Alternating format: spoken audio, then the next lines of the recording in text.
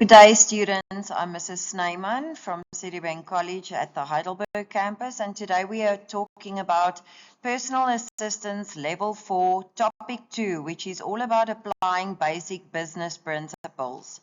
So I'm not going to spend too much time on this because all the information is in the book. So the most important thing is the profit motive. That is why people run a business, is to make a profit. We're also going to look at the forms of business ownership, how to apply the production theory in the workplace, how to do market segmentation and identify a target market, how to operate within a company reporting structure, which is usually in the form of a hierarchy, and then aligning business goals with the overall strategy of the business. So what is the profit motive?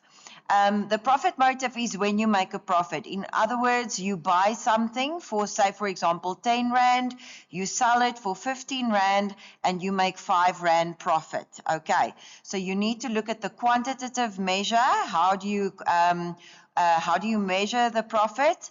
Utilization of financial statements, and how do you calculate the gross and the net figures of the business? Then, strategies for increasing profitability. What can you do to optimize sales and pricing?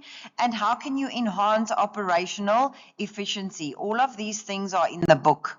Then you can also look at reducing operating costs, for example, by getting solar and then paying less for electricity. And then what is economies of scale? You must please know the definition. It is producing larger quantities, which allows fixed costs to then be distributed across more units, effectively reducing the unit cost through bulk purchasing discounts and improving utilization of resources. Please, you must be able to give that definition. Different forms of business ownership, guys, this is important.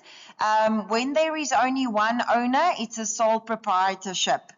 A partnership is between 2 and 20 partners. It's usually with doctors or lawyers or some other professional business.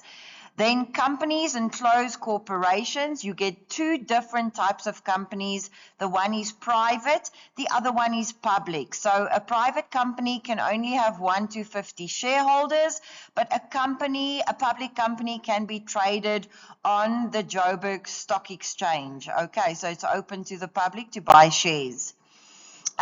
You can look at closed corporations. You need to know the difference between them, and you also need to be able to give the advantages and the disadvantages of each and their limitations. Okay, I'm just going to run through those. You can look at that in the book.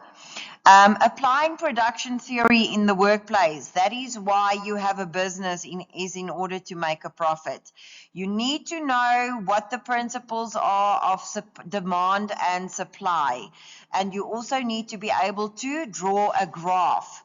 So what is market equilibrium? What is the equal point? How to determine market supply, and what are the influences on consumer demand. Economy of scale, please look at that. You must be able to explain that. They explain it nicely there. What is the strategic purchasing and financing advantages of economy of scale? What is market segmentation and marketing measures? So you need to be able to do market research and customer surveys. What is the difference between quantitative and qualitative data collection? You need to be able to explain representative sampling techniques, and how does reporting and mentorship integration work. Target market segmentation, you need to look at geographic segmentation. That is usually according to geography, in other words, specific locations. Demographic customer profiling refers to analyzing your target market using objective characteristics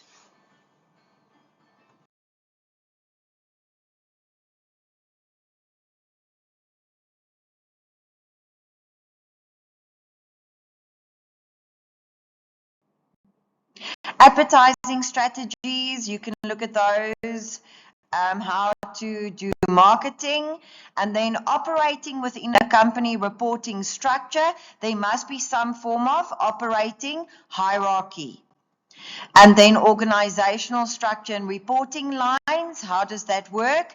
You have to clarify reporting lines and there must be professional supervision. Okay, what is the mission, the vision, and the values of the company? You must be able to explain those. And then also, utilize the SMART criteria, when objectives must be specific, measurable, achievable, relevant, and time specific. All right, aligning business goals with overall strategy, business and action planning, you can look at that.